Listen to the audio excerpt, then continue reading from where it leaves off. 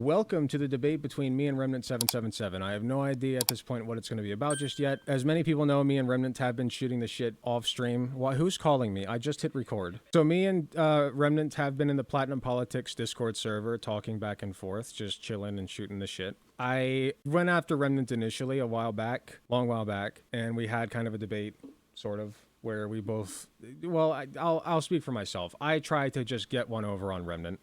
And just pull up receipts and whatever, and just show him to be like a racist piece of shit, whatever. I also called him a Zionist, which I don't know where I got that from because he's not one. But I just wanted to give a real quick shout out to Platinum Politics because that is where me and Remnant spend a lot of time. So I will leave a link in the description. I will also put a QR code on the screen, or Dubsy will, and you can join Platinum Politics if you would like, and you can set up a debate with me. You can debate with anybody here that you'd like. It's a server for all political persuasions of all kinds, just not any super extremist ones, like Nazis. No Nazis allowed. Anyway, all that being said, let's pull Remnant up, and we will get started. Hello, let me see.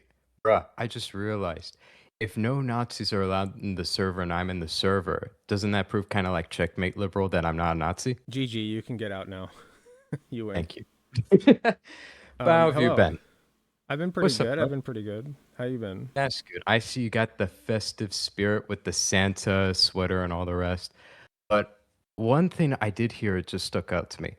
I did kind of like, just to run this by and everything, kind of run by like a couple of debate ideas and everything, because I didn't want to like it to be like any sneaky underhanded stuff, like throw like a curveball and everything. But in the DMs, like I was thinking we could kind of run back what we were originally talking about before and kind of have like a good, genuine, honest back and forth and everything. I was thinking that'd be a lot of fun. That's fine. A debate is nothing if not a type of conversation. So For real. if that's what you want to do, that's totally fine. Yeah. I think it'd be fun and everything because, like, before, and especially right now, I've been like, just, I'm probably sure you're really aware of like even the stuff with Nick Fuentes. Like, I think it's really interesting to talk about right now, especially with how like everybody is just getting labeled a fascist and a Nazi, and people are really, sorry, bumped into my mic, people are really resorting to that instead of having good, honest, genuine conversations, and they're using it as a reason not to talk to people. And I was thinking we could just revisit that topic. Well, just to push back a little bit, I do think that the right is also implicated here because, you know, we get called pedophiles and child abusers and the like just for our political beliefs. So I do think that there's a lot that gets tossed around. You know, fascist is one of those words, and I will fully admit, like, I have tossed fascist around quite a bit in my time. And what I mean when I say fascist is person who politically disagrees with me to such an extent that I think they are causing harm. That's basically what I mean. I think that's what most people mean when they say it, just to put it very simply. Like you can get into like, who is it? I forget the guy's name. He's got like tenets of fascism. Umberto Eco, right? That's the only thing I know him for is his tenets of fascism, but you know, whatever. Oh, hey Tipster, how you doing? I think that's really good and everything because I think the point of this discussion should really be like we're honest and respectful, and we do hear each other out and try to actually address what we say. But like, you know, we do have to be blunt with each other and like say, hey, no, I do disagree with this thing, and like, no hate, but I'm gonna have to call you out on this. I think that's a healthy mentality to have with all of it. But no, I'd totally be willing to address and like talk about those things. I'm not I'm not going to be like, "Hey, the right is totally innocent in all of this and we have never done that to you." But I'm not going to make claims like that. Obviously not. It's totally not true if I were to ever say that. But as for fascist, I think that's like a good, interesting starting point because we have talked about this a little bit in private, even. And I think I would still have to like disagree and push back against that because even if you have, and this is my opinion, and you can tell me what you think about it, even if you have your own opinion on what fascism means, it doesn't change the fact that it still invokes an image, and people try and connect to a real life. Uh, they try and make a real connection between whatever thing they think fascist is with the Nazis, with actual fascists, and I think that's very dangerous. Um, and that's where I would really push back with it on because you're still trying to connect, like, hey, I dislike you and I disagree with you.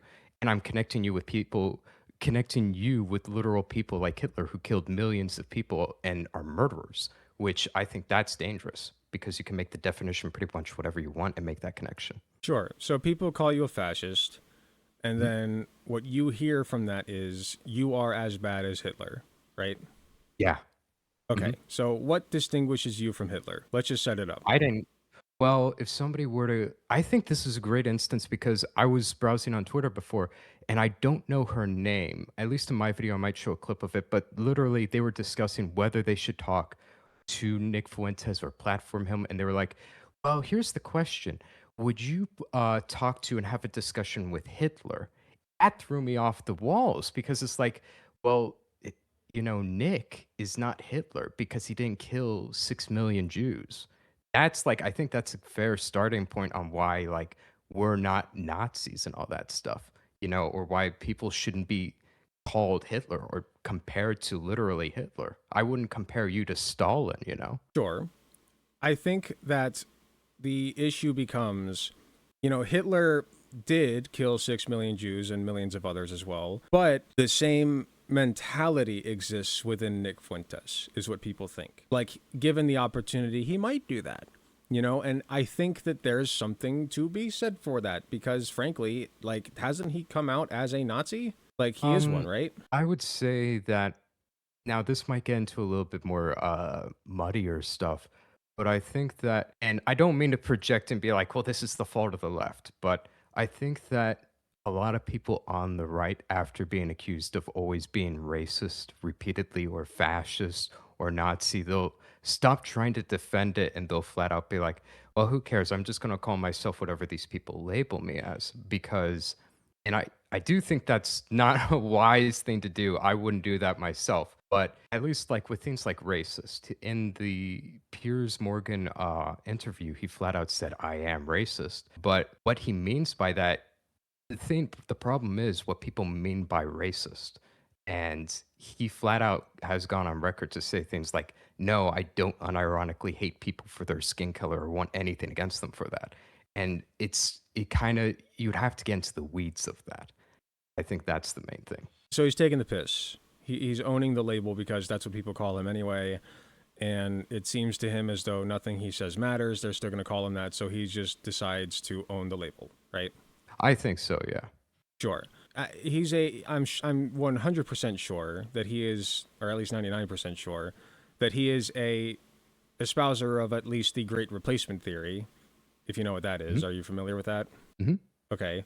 Do you find the great replacement theory to be a racist one? Well, I guess it would first be what do you mean by exactly with racism? Because there's so many different things with that. Like we would say the KKK were racist because they lynched people. They lynched black people for their skin color. That's pretty racist.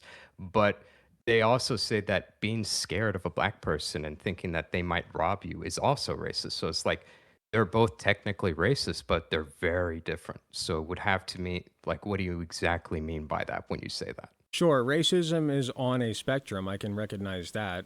Like me, you know, saying the phrase "the blacks" as like a group, Mhm. like that's kind of low level racism. It is still racism in my opinion, as opposed to like being a full fledged KKK hood wearing member going to meetings and shit. Like that's obviously worse. Like Mhm. people like my dad will say things like the blacks or whatever, and I don't think he's racist in his heart of hearts, and he would never go to a Klan rally. But I still think it's important, if not more important, to recognize these small forms of racism that happen, because they're more pervasive. That's the structure upon which the big stuff is built. Like the way that the KKK gets to rally members is by saying, well, they're calling you racist just for saying the blacks. They're calling you racist just for saying that black people commit more crime, like, which is true. They're calling you racist for spitting facts. So come join us, like, so you have to recognize the structure that's being built here. Like you start at the low level racism, but then you tumble your way into the high level racism, if that makes sense. And I think that great replacement theory, frankly, is kind of high up there. Like I would at least put it at mid tier.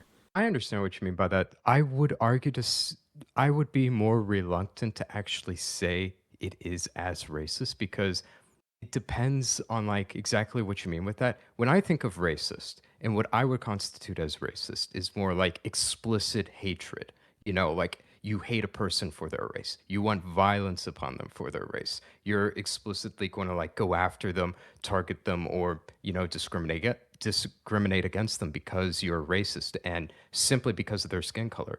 However, I would say that a lot of people, and it's just always been a thing, even on a smaller level, not even a national level, people have always had this feeling of, oh, my culture, the people I like to be around, because we do like, you can call this racist if you want, but people like to be with other people that they are closer to and everything.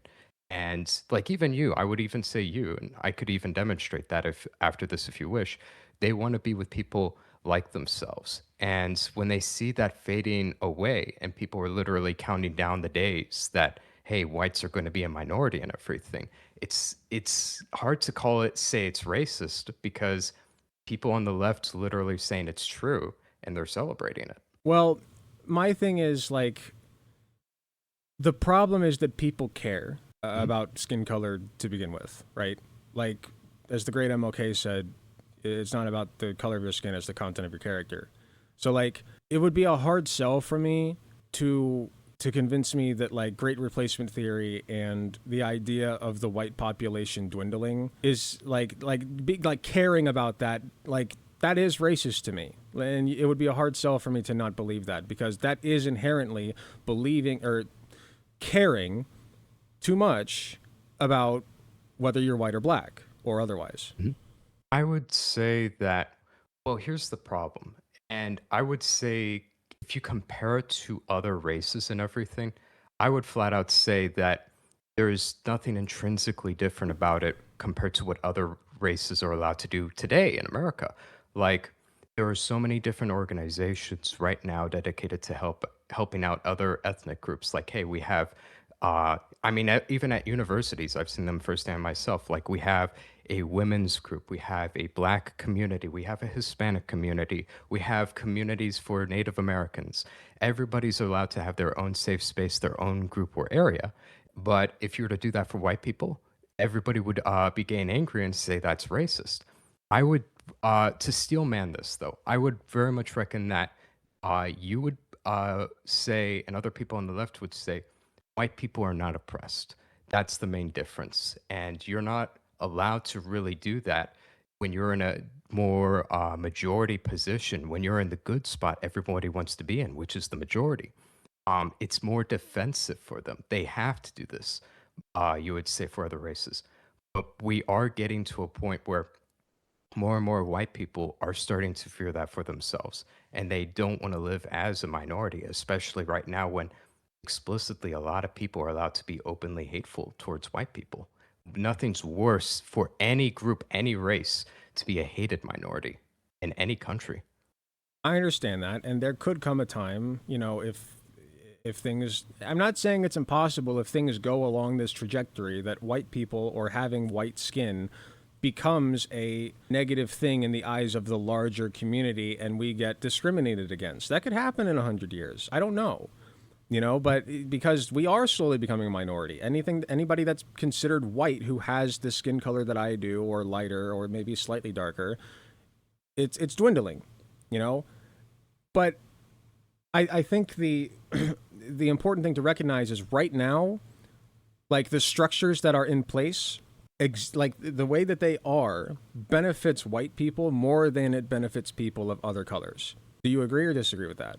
The structures we have in place right now benefit white people more than other groups. Well, okay, what I would have to see exactly what you're talking about with that because I think right now, more than anything, and the left acknowledges that this is true. They call it positive discrimination. It's affirmative action. I would say more than anything right now, it's not really benefiting white people, at least anything explicit. It would have to be more of, it would have to be something systemic that is uh, more hidden, and it would not be something formally written out in law or anything like that. It would just have to be outcomes we're looking at, and we're saying that there's some sort of way white people are benefiting more than any other group. I do not personally see that. I think more than anything else, that at least if you go around the world, white privilege exists more than anywhere else outside of America. especially like in poorer countries. You got a lot of white privilege, but also you got the white tax as well. Sure. So you say your claim is that you don't see white people benefiting from current structures in America more than people of other colors. Is that your claim? Well, you would have to show them to me. Sure. So I have a chart pulled up right here. I posted it in the side chat. Racial gaps in household income persist. Whites and Asians have $77,900 average. Well, for Asians it's slightly higher, but for between whites and Asians it's approximately like between $70,000 and $80,000 a year. That's the average in 2014, I believe. I don't think it's changed much since then. It certainly hasn't closed. And then for black people and Hispanics, it's $43,300 per year. Now that is a huge. I mean, that's almost double the income that white and Asian people make. Or sorry, like almost half is what I meant. How do you respond to that? Like, what causes that? Well, that would again be kind of going back to what I was saying, which was you would have to look at something like outcomes and infer that's a product of uh, discrimination or systemic racism. I don't personally see enough evidence to suggest that based off of simply outcomes alone, because a lot of people, especially on the left, they will say, well, how else do you explain it? Are you saying that simply like black people and white people are different and that causes these outcomes? I personally think it's more of a complex matter and everything. And I would say that, how do I put it into words? Yeah, take your time. Well, one thing that I can easily point out right now is that if you look at the cultures, they're very different. And I think this obviously would play a large role. And especially since I don't think personally that the left is really helping with this as much because they'll say that we need to help out black communities, they're suffering more, but they're not talking about how the cultures are different and that cause different outcomes. I, at least with what I've seen and everything, I wouldn't say that you can simply look at like the outcome and claim that's indicative of anything. Like, I don't have the statistic on hand, but I think if you dig deeper into it, even, I think that when it comes to like black people, if you just look specifically at the outcomes, like how much they make, black women are doing better than black men. So, like, how do we account for that? If we were to use this exact same mindset of we're just looking at the outcomes, we would have to say that there's like systemic sexism that's benefiting black women, but not black men. Mhm. And I don't even know if that's fully the case for also white women. I think maybe white women, just women in general, have been doing like uh, better than men in many areas as long as they're not pursuing a family. That is true. And I can recognize that. Like, women actually tend to do better in college. I think that the number of women who are attending college has now outpaced men, if I remember correctly. Somebody correct me if I'm wrong. But yeah, we can absolutely talk about how women benefit. And, we can talk about divorce court and whatever else. Like, I talked to my night shift nurse when she comes in. Her son is going through a pretty extensive legal battle for custody, for shared custody of his kid, and that's a result of the courts favoring mothers over fathers, and that sucks. Like, that's a sucky default. So I recognize that, there are small pockets where, whether you want to call it a minority, I know women are not technically like a population minority, but for the purposes of this discussion, let's just call women a minority, right? Because Mhm, what we mean is like an oppressed, quote unquote, oppressed group, if you will. So, mhm. so like there are some small pockets where minorities benefit, where the majority suffers. I recognize that. So we're talking about culture, right? So your answer to this graph that we've shown is that black culture is what led to the outcomes that we see, where black people do not make as much as white people. So, what specifically is it about black culture that differs from white culture and Asian culture that makes it so that black people do not make as much money in your eyes? Well, it would be a whole host of things. And I would also say, like, one, for example, is like more than anything else, I think that black people in general, if you look at the statistics, they don't get married as much. And you have a lot of single mothers. And like, let's be honest here. I'm not shitting on single mothers for this when I say this, but a mom cannot raise children and provide for the family and do all of those things together by herself, especially if like she got imagine if like you had a mother, she got pregnant at a young age, she couldn't pursue college or make any sort of real money herself. Now she's stuck having to raise this child and try and pursue a career, maybe if she has enough time, doubtable. And she's trying to make enough money for everybody to survive. No, it's a recipe for poverty. You're just trying to hope, hey, I hope I can get this kid to 18 years old and he can get a better future than me and not make the same mistake. I think, and if you look at the statistics, there's so much more with that for sure. And I think that if you promoted a more traditional culture where we said, hey, we're not going to sleep around. We're not going to be spreading chlamydia or different things like that. We're not going to be spreading diseases or having children out of wedlock. People talk about, hey, you could just have protected sex, but still, we have a epidemic with single mothers, especially in the Black community. It's not doing too well for some reason. I just think that we need a cultural shift, and then it would affect things like, hey, less people would get children out of wedlock. We wouldn't have these situations, and there would just by that alone have less poverty. You also another interesting thing is people don't connect this a lot. If you have a single mother, she's raising a child. That child's much more likely to commit crime compared to other groups, and that crime in itself causes more poverty because in the market, things go up in price because it's harder to do business there with crime, and that's just like it's a perpetual cycle of just hurting everybody around them. That's my opinion and, like, part of how I view it, and I view it as, like, I think it's something much more complex than simply, like, there's any sort of systemic thing white people are benefiting from. Unless you have something you wanna point out and effort with it, I'd be open to hearing you out and what you're thinking about specifically, like, white people are taking advantage of systemically, and that's causing this, disparage. Sure. So we have, let me read back on my notes. Okay. So black people in general statistically don't get married as much. There's lots of single mothers. They don't raise their children properly. The children grow up and commit crimes because they're not raised properly because a mother, it's not her fault. It's just the fact that, like, not necessarily her fault. It's just the fact that being a single mother does not yield as good outcomes as having a two-parent household, right? Mhm. Okay. So then my ultimate question here is what drove this pattern? Was it their fault? Did they just decide, like, okay, well, we're just not going to get married. We're just going to have children out of wedlock for funsies and not have protected sex just for funsies, because, like, we like doing that. And meanwhile, like, their white counterparts are like, well, we're just better than that. We're going to use protection and get married and make sure that we're ready for kids. Like, do you understand my point? Like, where did this behavior in the black community come from in your eyes? What spawned it? Um, I would say that when it comes to that, where the behavior stemmed from, and I feel like I would just be, if I'm saying this right now, kind of just repeating more of like a stereotypical conservative talking points that I can't even substantiate as well because I haven't looked into that part exactly for a while.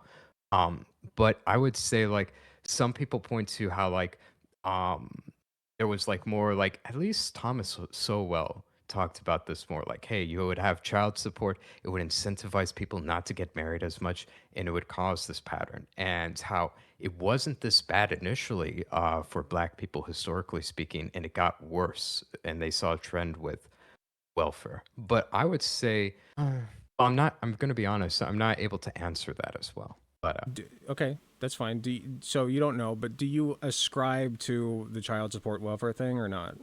Like, is that at least part of it?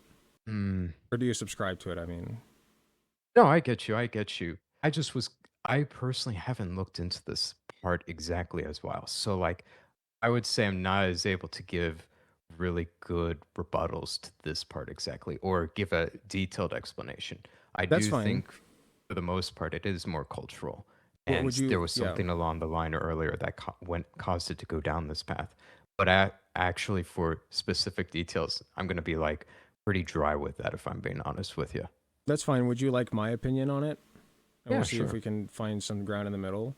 Because my Yeah. opinion is black people, I believe, and this is a conservative talking point as well, is like the black community in like the 1920s and 30s were, I think the 20s, maybe the 30s, were doing relatively well for themselves. Like they were building communities, they were going, they had good jobs or making good income, whatever. They weren't always doing as well as white people per se, but they were doing, like they were doing well in some areas, right? And so, Mhm. what the argument from the conservative side usually is, well, then the welfare state came in and they convinced all these black people to get on welfare. And it's like, well, if they were doing so well, then why would they have to be convinced to get on welfare? And the way that the welfare system works is that if you get married, it actually decreases the amount of welfare you can collect. So a lot of these people don't get married so that they can collect more welfare because that's how you work the system, right? And Mhm. so they might even be living together. You might have a man and a woman living together with a kid that they had, and they're just not legally married. They may even gotten married in a church, but they're just not legally married because if they are, that means that they can't collect as much money, right? So this is literally the state disincentivizing marriage. And so since black people, like, and let me go back to what I said about them like doing well, their communities were steamrolled.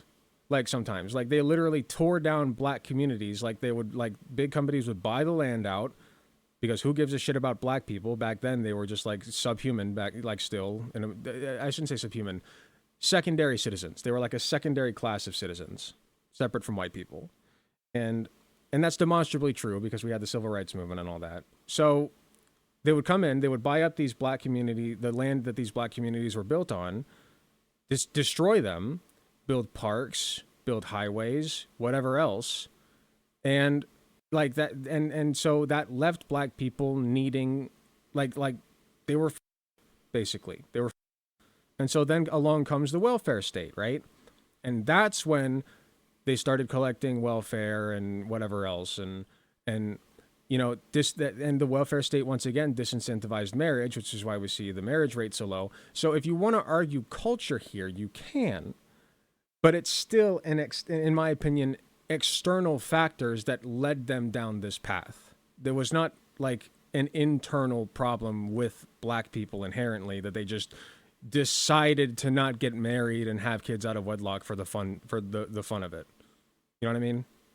No, I would agree with that. Like, so personally, I sadly cannot comment on those things specifically as much because, frankly, I don't know a lot of those details you went over, but it does make a lot of sense. No, like I would say very much I'm not advocating for the idea of like, oh, they're black and then all of a sudden in this culture like arose this culture just to not get married and to sleep around and do all these things. I would not argue for that. I think that would be like a very fair explanation of these things. I would like for the most part agree with. No, I would agree. Yeah, so I'm glad that like you see that narrative. So like given all that, right? Hmm. The wealth disparity starts to make sense, right? Like black people were back then, and that led us up to today where the effects of that like are still being seen. And that's what people are saying is systemic racism. No, I could agree with. So, if systemic racism was much more that way, I would agree with. Though I would say a lot of people, especially when they hear, systemic racism be used and talk, they don't even really view it as much that way. A lot of people. So, I would actually agree with that. And I'm not trying to like say, well, if you look at the left in general, this is what they believe and I'm putting that position on you. Not doing that at all. But like when a lot of people like me and others hear people discuss systemic racism, they commonly think about and talk about things that they're claiming that white people are still benefiting from legally speaking, like there are certain laws or there are just tons of biases that are keeping white people in power, which for the most part, I wouldn't really even agree with a lot of these things because shoot, honestly, I think at this point, I'm not going to even be able to post this video on YouTube. I'm probably going to do it on Rumble if this is getting a little spicy. But I would say I wouldn't trust a lot of that stuff because if you just look at the statistics, because we like to look at the disparages between different groups of people. We brought it up earlier with like the disparages between the whites, the Asians, Hispanics, and blacks.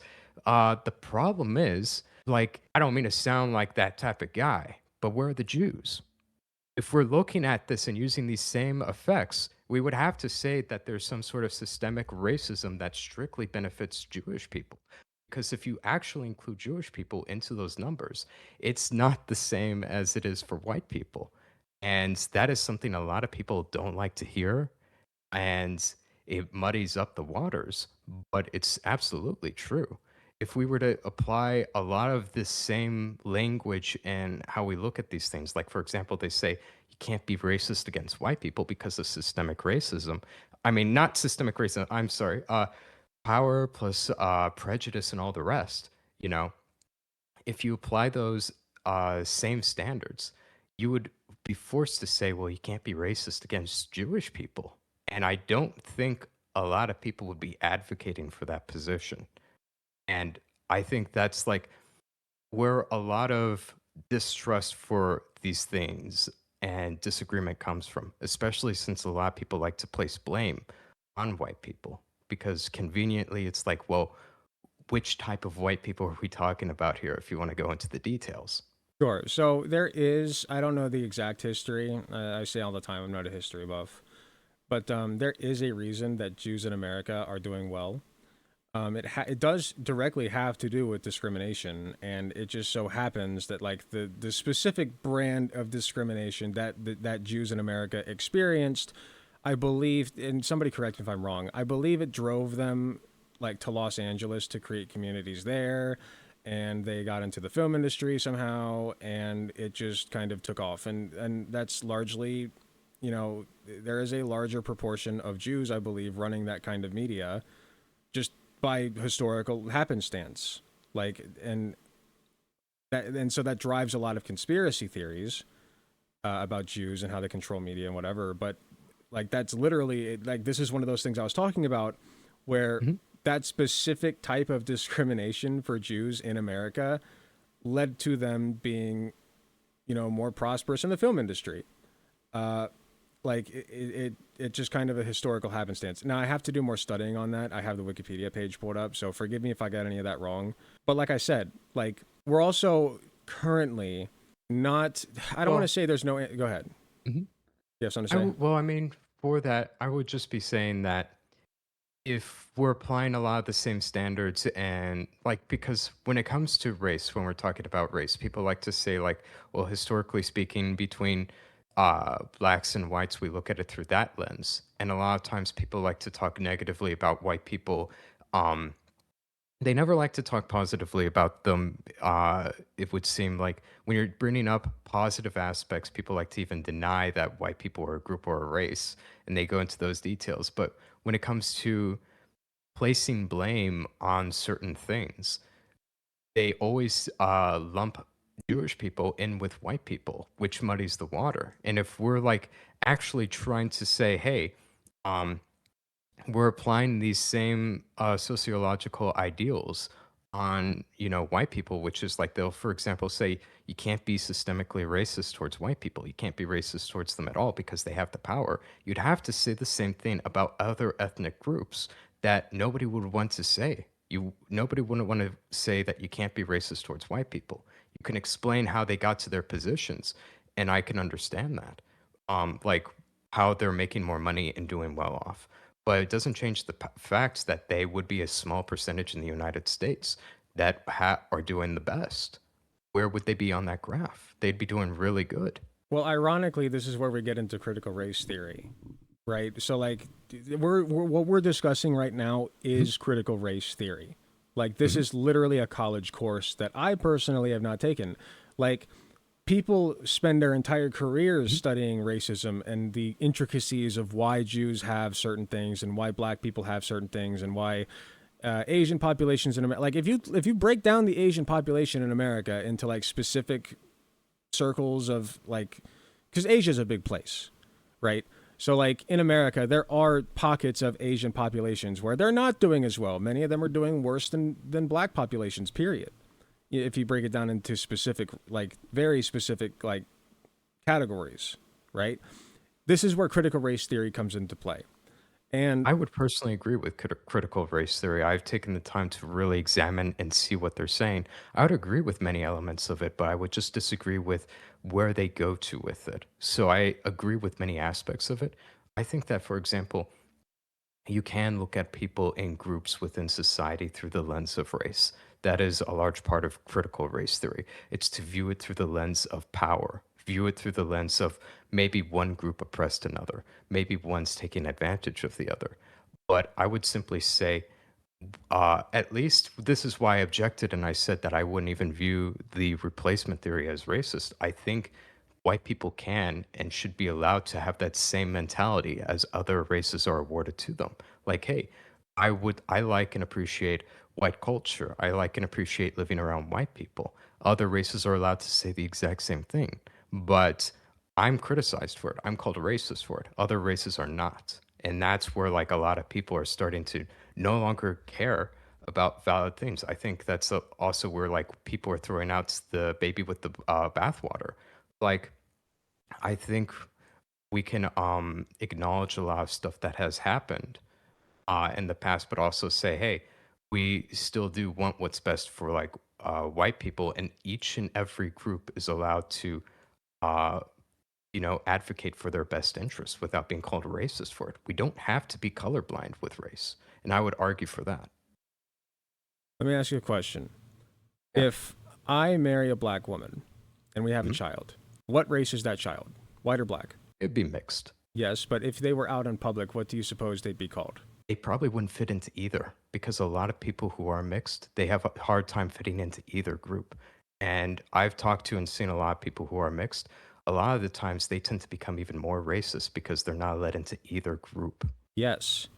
So if they're not allowed into either group, and one group is pretty demonstrably doing better than the other group, right? Mhm. So like you have white people, like let me put it this way. So white people would consider that person black, right? Mhm. And you can argue that black people would consider that person white, and in many instances that's true. But in terms of whiteness, right? Mhm. One of the reasons that the white population is going down is because of miscegenation. It's because of race mixing, right?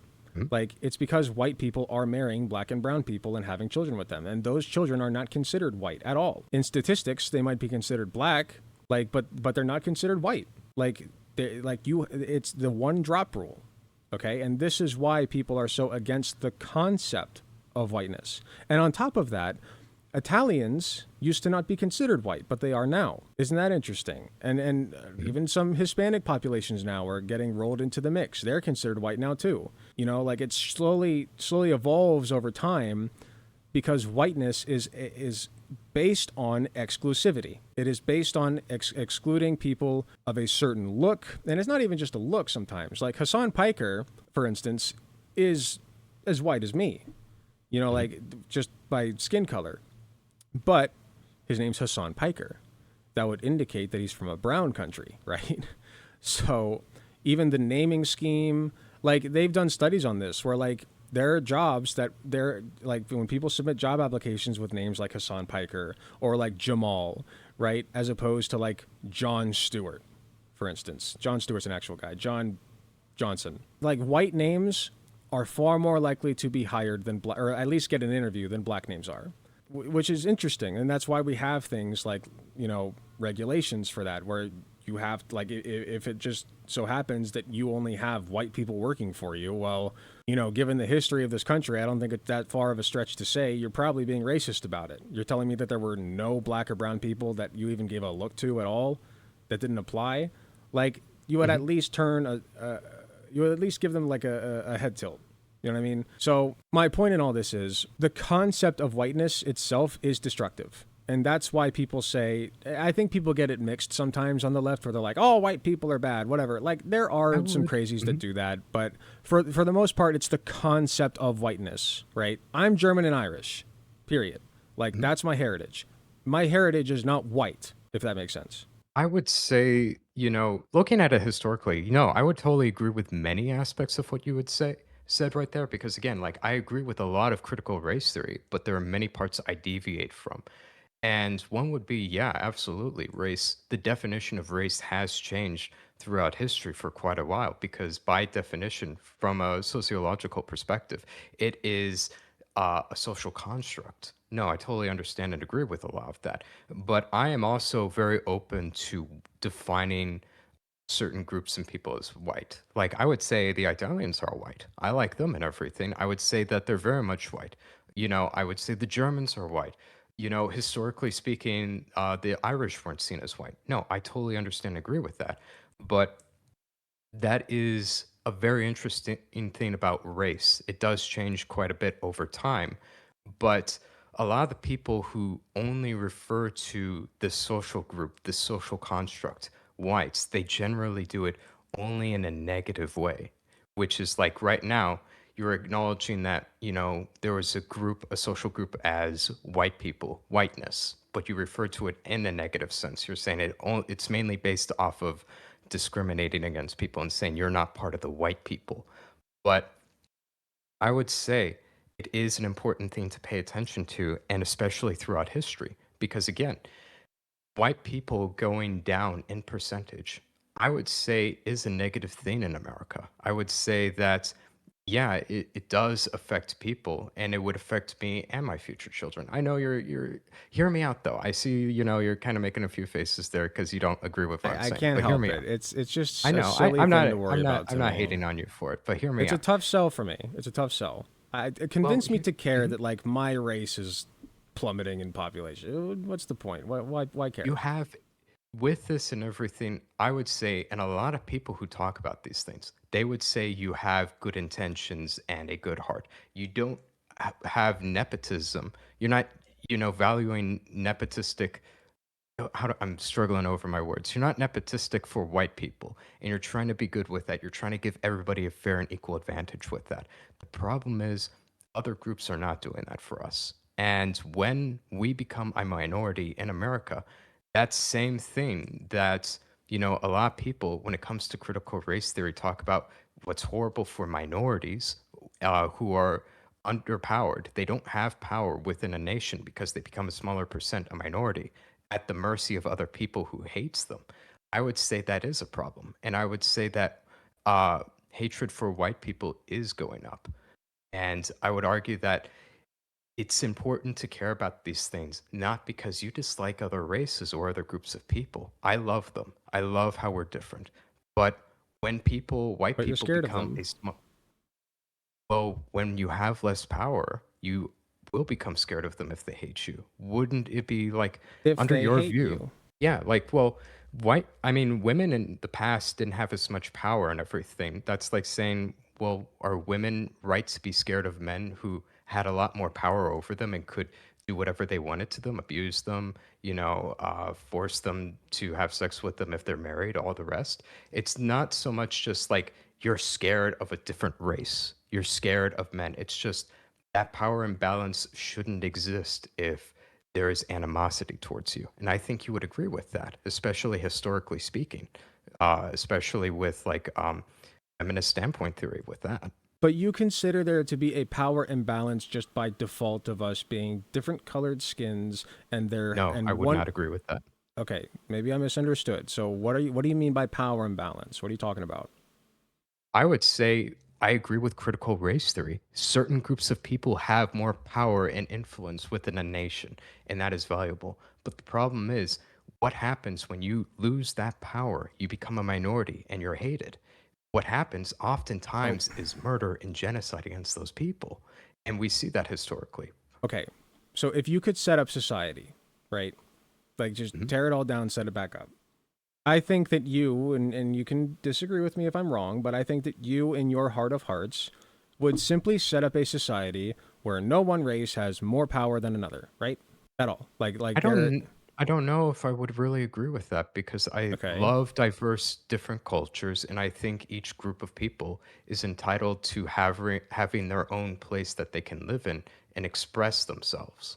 I value expression. I value freedom of expression. Okay, but I think you misunderstood. I'm not saying that it's a mono race.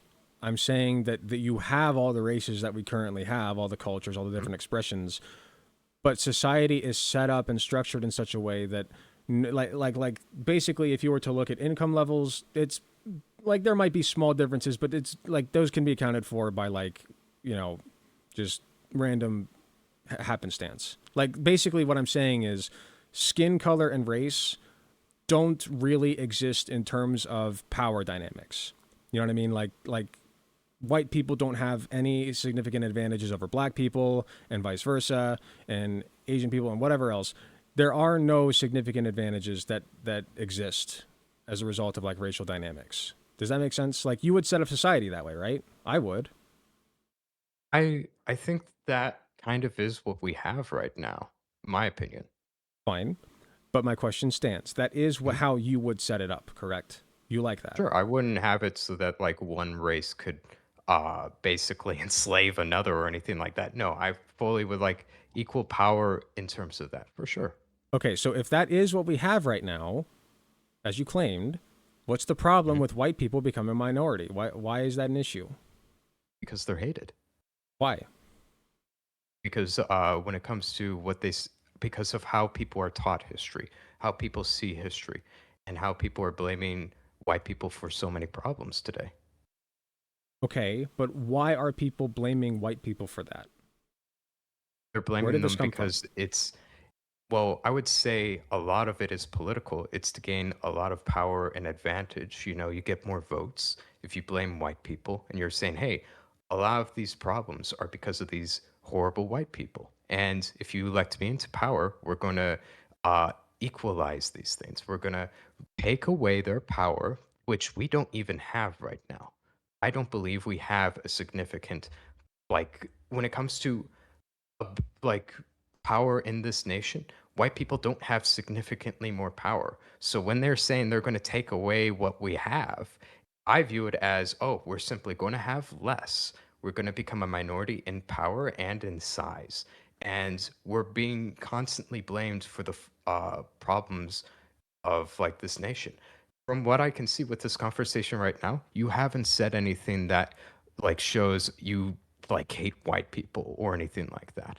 Or like if white people were a minority and you were like a dictator, you would do anything horrible to white people. But there are a lot of people who have so much animosity towards us right now. I mean, shoot, I forget her name.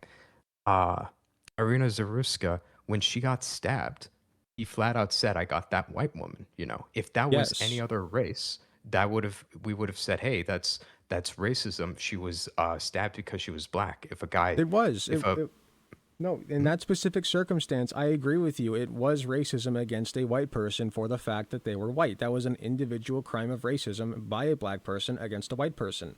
That mhm, happens. It does. mhm. I acknowledge that. But there's Okay, a reason. There's a reason for that. Like the that comes from like if you go back to the roots of it, that mhm, comes from systemic racism that is put out against black people. This is the cycle of violence, right? And what you're worried about, frankly, if I really think about it, is not all mhm, that far out there. Because if white people become a minority and black people are going around stabbing white people as a minority, it's not so far fetched to say, in a vacuum, maybe if black people take the power, they'll just take the whipping stick and start whipping the white people, right? mhm. They Maybe even have. enslave us. So, what you're describing is the cycle of violence, right? Mhm, Okay. So this attitude of black people hating white people comes from somewhere, right? And I'm not convinced that it is just politicians who stumbled upon this narrative once and it worked, and like now black people are just blaming whitey for all their problems. Like especially mhm. considering the history of this nation. You know what I mean? Like I gotta mute some pings real quick. Give oh, me you're one good. second. Like Um, I think that's a I silly would say conclusion. no. It's like it's very historical. Like, hey, slavery, hot take here, slavery's wrong and bad. And white people Huh. enslaved black people, and Shocking. now they're bitter towards it and Remnant everything. They're 777 with a bold statement. I know, right? But it's we look at history. There was a lot of rivalry, but well, not rivalry. Why am I saying rivalry? There were a lot of problems that happened between black people and white people, and black people are angry with it. Okay, but I understand. Say what? You do. I'm sorry to interrupt, but you do admit that like it has largely been the white population, like coming down on the black population in America at the very least, right? Like since our inception. I would say, yeah, for the most part. Okay. So then Mhm. if I were to ascribe blame to one group or another for the current racial dynamics between white and black people in this country, I would say white people, not you, not me, Mhm. not anybody who necessarily exists at the moment. White people as a group, historically, were the perpetuators of the racial dynamics that exist today in this country. Is that or is I that not understand true? what you're saying with that. The problem is, like, let's say white people caused all of these problems. The reason why, like, let's say, for example, for fun and everything, the reason why white people make more is because of systemic racism. Things that happen throughout history. White people enslaved black people. That's why they're currently poor. And that's why they're Mhm. currently hateful towards us. The problem is, though, and as you said, I know you said this and everything. I didn't do it, but that's precisely the problem. I didn't enslave anybody, and my children didn't. Yet we're still going to face the consequences of that if we become a minority. You So, think you how will. do I navigate this You exactly think with you will. You are scared of the consequences of becoming a minority, correct? Oh yeah. Like I think that so with this and everything, you can place blame on, quote unquote white people for what happens and for these outcomes. The problem is still there are going to be tons and tons of white people if what I'm saying is true happens. We're going to become minority, a hated one, and we're going to have life's going to be very difficult and hard for us because of something that we never did. We're going to face the consequences Okay. for something we never did. And that's the problem. Okay. But the thing is, there are still inequalities that exist between white people and black people. There are like and frankly like there are plenty of groups of white people too who like are just not living that well, right? So Mhm. like when I look at when we talk about reparations, that's a big thing that comes up, right? Reparations for who? Like do we pull out the Family Guy Peter Griffin like white to black meter and if you're below a certain level you get money. Like no. What I personally mean when I say reparations is just level the playing field, right? Right I now, would disagree with that though. And okay. it's not because, like, hey, I'm not like in favor of helping black people. It's just flat out one, if we do reparations through the government, all of a sudden there are going to be tons of people like me, unless you're willing to dig into like the diaries or the ancestry of everybody, who are I never my parents, my ancestors never had slaves, but I would Me still neither. end up paying taxes because of, something that we never did. Me, because of virtue of being white, am going to be taxed for it. And there are going to be black people who, virtue of being black, who were never enslaved, are going to be receiving from that. I find that to be a problem. Okay, but And I should not be punished and forced to pay or fix things that I am not responsible for. And I don't even think, like, I would say right now, if there was a criminal, he killed somebody, I think we would all say that child, the child of the murderer, should not be forced to or responsible for anything that happened to that family. We should not say, okay, you are the son of a murderer. We're going to force you to pay hundreds of thousands of dollars and slave away for this family that your father wronged. No, we would say that's a separate individual. They're not going to do any. They should not be forced to pay or give anything for that. That is strictly between the father and that family that he wronged. Same with the ancestors. And I would say if you're not going to, if we cannot punish people who are the descendants of, like, say, a murderer, somebody who did something wrong, I cannot punish you by virtue of you being the son or descendant of that person. People should not be allotted to being helped or given positive things for being the victim of somebody like that. I personally don't see that as fair to anybody who lives here today. that's not what I'm saying to do. You Mhm. misunderstand. Okay, maybe I Again, understood. it's okay. Like I said, there are plenty of white people who are doing worse than black people. I don't think Mhm, Oprah Winfrey needs reparations. Okay? I don't mhm. think Barack Obama needs reparations, and so on. Okay? There are plenty of black people who don't need it. And guess what? Their tax money, those black people who are very well off are also going to be used to help pay for reparations for black people who are not as well off, and for white people who are not as well off. Because my version of reparations, at least, is you do it based on income. Because if you do it based on income, you're going to disproportionately benefit black people. Because black people are disproportionately less likely to make a lot of money than white people are. So if you just do based on income, this is how we help you based on your level of income. We're, like, if you make like $20,000 a year, you get, we'll make sure that you at least get this amount, right? Or like that's how I would do it personally, because you can't, like you said, you can't really do it based on bloodline. You can't do it based like the Peter Griffin No, I understand color that. thing. I would still just, I would still disagree with that because, like, I think that comes from, and like, feel free to correct me if I'm wrong.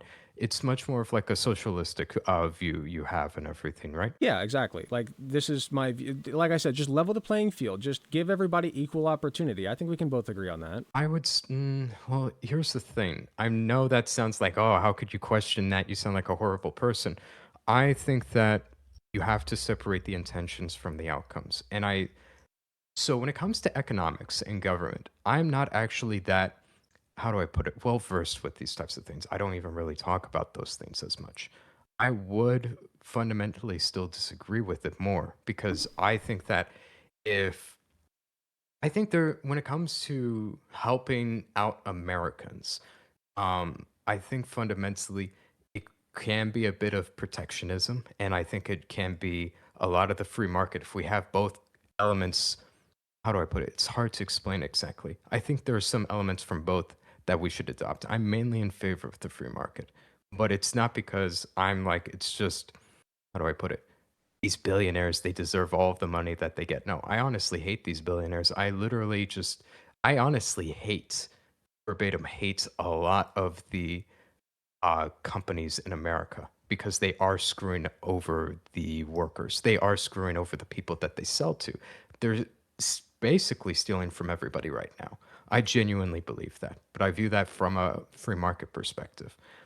So I personally, with this, I wouldn't be able to give a really good debate or have as much discussion on this topic matter because I haven't really looked at economics in so long, and it's not really something I talk about. Well, that's fine. And I'm not a big economics guy either, but like I'm also a money abolitionist. So like when I approach economics, I approach it from the perspective of if we're going to have money, here's how I want to use it because this is how I see the most useful way to use it while we have it. So like it sounds like you're saying, well, I like the idea of having a level playing field for everybody, but I should say, like I'm not well versed enough in economics to understand why that's not currently the case, but there's probably a good reason for it. I just haven't really looked into or debated this type of stuff. Like I used to be a long time ago, I used to be more into it. Like I would be, oh, I want to read the Communist Manifesto and understand what the communists and the socialists believe, and I want to understand what people who are in favor of the free market believe. I'm personally right now in favor of the free market because I think a lot of the problems, the inequality that we have, is due to poor regulation. I think that a lot of these, how do I put it? A lot of the problems that we have currently right now are due to the government interfering. And it's, I feel very stupid saying that right now because if you were to ask me for details, I wouldn't be able to give you a lot of details right now with it. So I feel like actually being able to discuss this, my hands are more tied, and it's just not something I'm really cut out to do as much. I'm going to call you out a little bit. It just sounds like you're scared of sounding socialist. No, I'm not a socialist. No, I'm I in know you're favor not, of but the free market. I Say know, what? I know you're not. The way I would summarize it is I am in favor of the free market because I hate a lot of these companies that are screwing people over, and you need more animals to keep these animals in check. That's a fun summary of my views with those things. Say that one more Because time. I would say that, like, we need more and more open competition to keep people in check. Because, like, I used to be very much of a, hey, I'm in favor of the free market because people deserve what they earn. And they're, so You're basically, good. I used to be just much more naive with that stuff. I used to be how do I put it? I love businesses. I love these entrepreneurs and all the rest.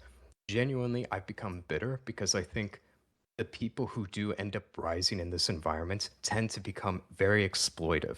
That's a very socialistic term. You know, the socialists, the communists love to use it. I think it's appropriate. I'm fully in favor of adopting You gotta be left-wing very terms, careful. left-wing views if it's true and beneficial. And I'm not afraid of just accepting a lot of those things, those that way of looking at these things.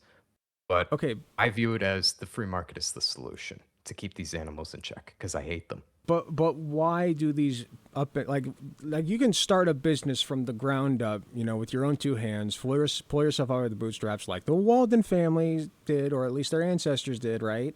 Mhm. Like good old bootstraps mentality, or Elon Musk, or well, Elon Musk is the nepo baby, but let's just say, like, you can start from the But ground you're saying floor. being born into a rich family that mines diamonds is a nepo baby? I thought that the current narrative of him being a college guy and just making PayPal was the way. Well, No, I'm what sorry. I I didn't mean to cut you off oh, there. you're Couldn't fine, you're help fine. make a There's joke. no, you're fine. Like you understand what I'm saying. You can start from the ground up and work, and like you said, you work your way up this corporate ladder. Your company gets like more and more successful, and then you start exploiting people. I'll have. Not everybody. It's not that simple anymore. Like, I used to read people like Thomas Sowell more, and I had more of a view of like it's so easy to start a business, and these people should be very rewarded. They should be rewarded well for it. The problem is, I've tried. I'm not going to go into detail. I've tried going into starting businesses because I wanted to do that. I've had many business ideas. One was I wanted to have a freelance like what was it called? Shoot, I forget the exact name. I wanted to become a freelancer for video editing and start my own uh not enterprise. I forget the exact term. I wanted to start my own company where I hire other video editors to do work, and I wanted to create my own business with video editing. It's not that simple. A lot of these things, because of what's currently happening with the types of global competition we have around the world, it's so hard to make any online business. And worst off, if you try and make a business physically here, you're also met with other restrictions, being the government. When I was looking into creating my own business, because I would always have this view of, oh, if there's something you don't like, hey, something's overpriced. That's an opportunity in the free market because if you can do it better yourself, why don't you start it up and make money? I had the exact same idea for beef jerky because beef jerky is fucking overpriced. There is. Problem is, there are so many different restrictions on any sort of business you ever want to start. The first thing Sure. I would have to do if I ever start a business is the countless fees and things I have to pay and go through in order to Well, even start it because of the government. you say the government, but guess who lobbies for those restrictions, man? The billionaires, yeah. Yes, the people who, if they didn't start from bootstraps on the ground, their daddy did, or their daddy's daddy, right? They're nepo babies usually, but if they're not, they get to a certain point, and then they strangle anybody below because Oh, ultimately yeah. capitalism is a competition, right? It's a game. So the Mhm. best strategy to win this game is to choke off competition before it can spawn. I would agree. But Okay. isn't that a critique of more like government regulation in itself? Because you're saying, hey, they're using government regulation to keep people from competing and making anything at all. No, because there are government regulations that are very good. And you agree with this too. Oh, I would I guarantee say, it. well, I mean, yeah, certain government regulations, sure. Yeah. But I think a lot of the ones that they lobby for, it it is in fact what you're saying to strangle out the smaller companies and to keep themselves on top. I mean, especially we saw this with COVID. You know, we had COVID was the best thing that happened for these billion-dollar companies. They killed A off lot of all them, the yeah. small competition. You know, they no doubt used that to their advantage. And the problem is though, uh, well, let me ask you, are you in favor of a lot of restrictions being placed on businesses? And, or at least, would you be in favor? Let me try and strawman you here. Would you be in favor more of like putting restrictions on bigger businesses, but being very laissez faire and free for the smaller people? Like let them do what they want? Would you at I, least be in favor of that? it would depend on the restriction, but I understand the spirit of the question. And yes, my answer is yes. I would say being more lenient on smaller businesses is fine than I larger would agree with it. businesses. Yeah. Yes. I think that larger bit, like as long as we have capitalism, I'm an anti-capitalist, I'm a communist, Mhm. but as long as we have businesses and we just have to deal with that as our part of our reality, there need to be heavy restrictions in place specifically for the biggest ones because they're the ones that are doing the most exploitation. They're the ones that are lobbying the most for restrictions against the little guy. And as long as capitalism continues, frankly, they're going to keep doing that because, again, capitalism's a game. And the idea is to get your profit margin higher and higher and higher and higher every single year. I mean, I worked at a company called Envision Cinemas Bar and Grill. It was a small little company in Cincinnati, and it was a nice dine-in movie theater. I loved going there. Okay, I don't in my society, my ideal society, that movie theater would still exist, and you could still go there with your family, have a nice dine-in movie theater experience. I think that it was neat. Okay. At the same time, we were told during a company meeting, our goal this year is to make more money than last year. Okay. And next year, our goal will be to make more money than this year because no self respecting businessman ever says, you know what, guys, we made enough money this year, pack it up. Whatever we did this year, just do the exact same thing. We don't need to make any more than we made last year. This is fine. Right? It's an infinite growth model, and that is not sustainable. And every single company does this under capitalism, and it is Well, not I sustainable. think if you were to I don't think there's anything wrong with that as spirit as long as it's not like I don't think there's even anything inherently wrong with a natural monopoly. Like if you, for example, do the best. You outcompete everybody and you're supplying the most value. And that would be possible in a free market as long as we didn't allow like the government to be lobbied off and to place these restrictions on, the smaller people. If a company naturally rose to the top because it was supplying the most value, they became the most efficient as they grew. You get better and better. You're able to save more money. Those profit margins grow.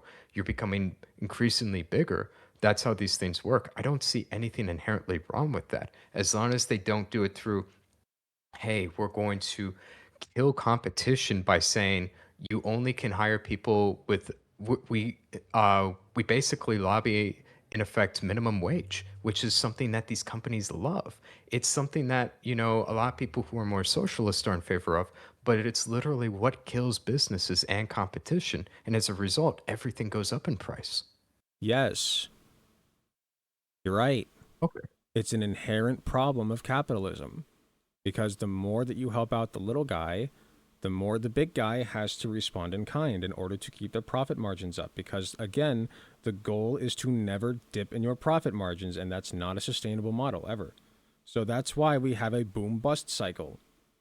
I don't understand that much about economics, but I understand the boom bust cycle, and I can tell you any self respecting economist is going to tell you it exists, one, and two, you can't fix it. It is simply a reality of capitalism is you will have booms and you will have busts after the booms. And this is my problem. I would disagree though, because like if you look at like places who are very, how do I put it? They have very open free markets. Like Singapore, for example. Singapore, sorry, my throat's getting dry from talking. Singapore, they're a very interesting nation because they're extremely different from the West. One of the things they have is, like an extremely open free market.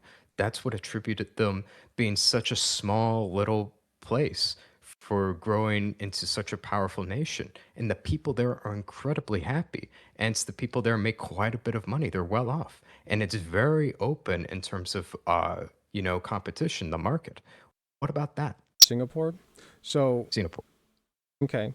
So are you saying that they break the boom bust cycle or that they don't like try to infinitely increase their You profit don't have a margins problem or of somehow like the infinitely increasing profit margins there are fine? Like what are you saying? you you don't have a lot of like the government leeching into everything and making things very expensive because like if in my opinion like for example I Mentis Wave gives a very great analogy for this on how things that shouldn't cost much money at all can go up in price exponentially. Like, if, for example, we had a requirement that any person creating a game, they had to get uh, a license or certification from the governments, like a safety game protocol license or something, and that license cost uh, thousands and thousands of dollars to get. The bigger companies, as a result, they would be totally fine. Mhm. They would just shrug They it off. probably It wouldn't lobbied for cost it. much of it. Yeah, they probably would even lobby for it. But the smaller companies, the smaller indie devs would just be drowned out. They wouldn't be able Be to even fucked. make any games and put it out there. You don't have that problem of everything costing so much money in Singapore, because the market is very open and free, and the people are very well off, and you don't have these tyrannical billionaires costing everybody so much money.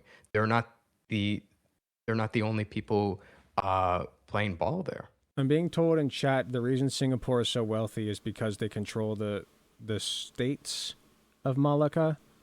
Do you mean Strait or Singapore to Malacca, Strait of okay, yeah, the Strait of Malacca. Okay, so what I'm getting from this, and I haven't studied this, but my guess is that what this person is getting at, and correct me if I'm wrong, Gamo, is for every Singapore, you have a Strait of Malacca.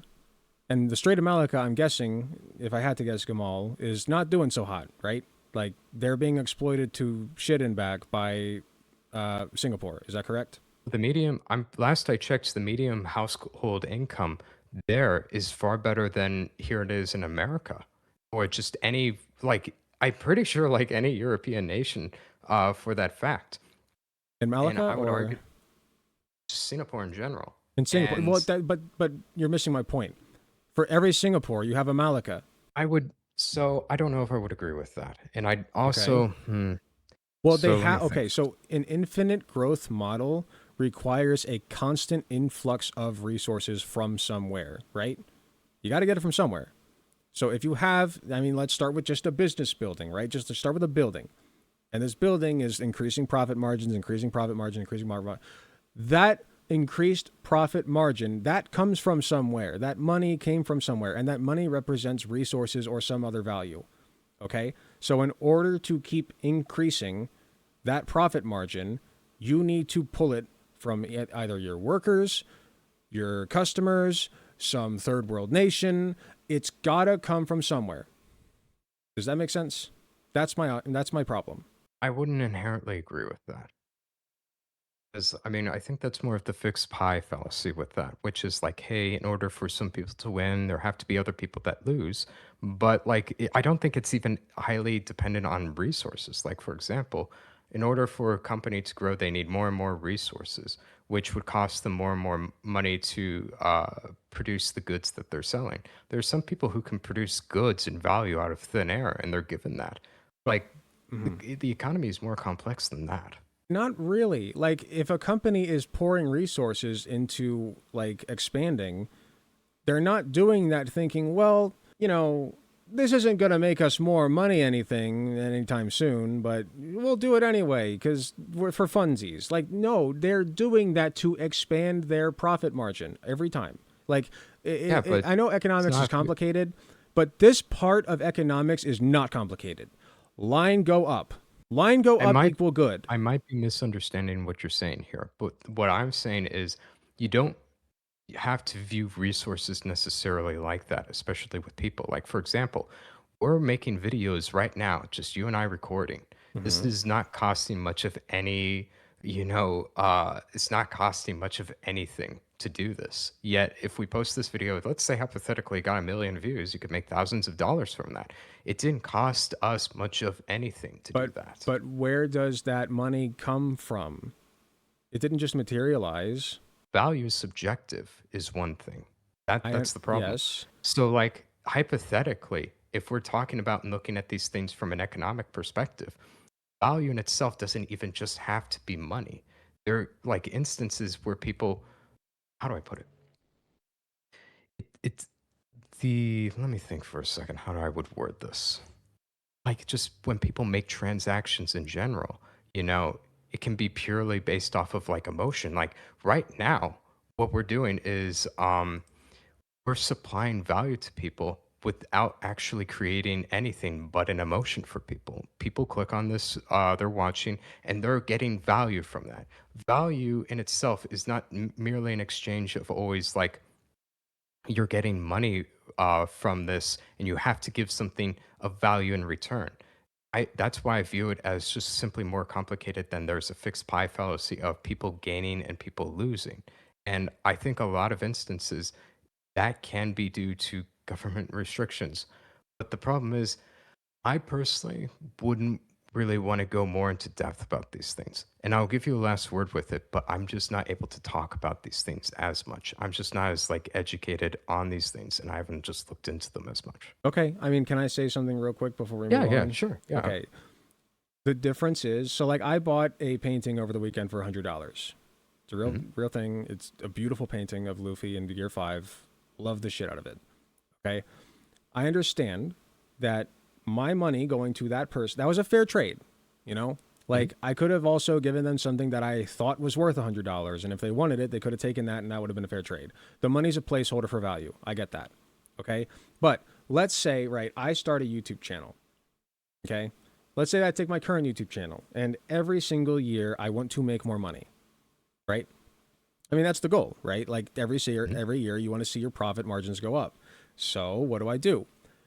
If I'm editing my own content, past a certain point, that's going to be a lot of time that I'm spending editing that I could be spending making content, and somebody else can edit while I make the content. That's efficiency, Hmm. right? So I make my company more efficient. I'm the content producer. Dubsy's my editor. So I have this person named Dubsy editing for me, right? So now the system's faster. So I can make more content. They can edit it and upload it. But now let's say I want to make even more content than I can possibly make in 24 hours. What do? Okay, now I hire somebody. All right, I hire another content creator. I train them. I have them make videos. Those videos get sent to Dubsy and they start editing. And then Dubsy runs out of time to edit. So what does Dubsy Hmm. do? Dubsy goes and gets another editor. And so we continue this cycle. And meanwhile, like let's say that I'm paying these people let's say that a person who makes a video for me makes 80% of the Hmm. full value of the video, and I get the other 20, right? So I have, let's Hmm. say that we reach a point where I have 50 people making videos for me. I take 80% of their value every time, right?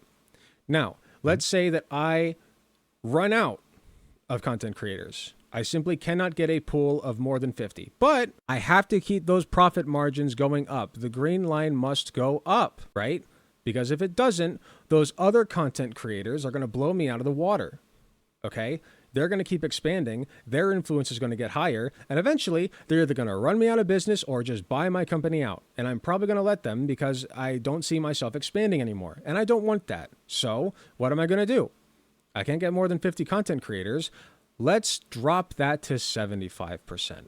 Now they get 75% of the videos because the green line must go up. And I say, guys, listen, times are tough. I know, but I'm actually a like, little confused with what you're saying with the analogy because I thought you were saying initially that you were a content creator, you were making content, it started making money, and then you hired a video editor and you were outsourcing a lot of the your editor labor kind to of that got video phased editor. out, but you get my point, right? That problem though is like with what you were just saying there, I can highlight a problem with that though.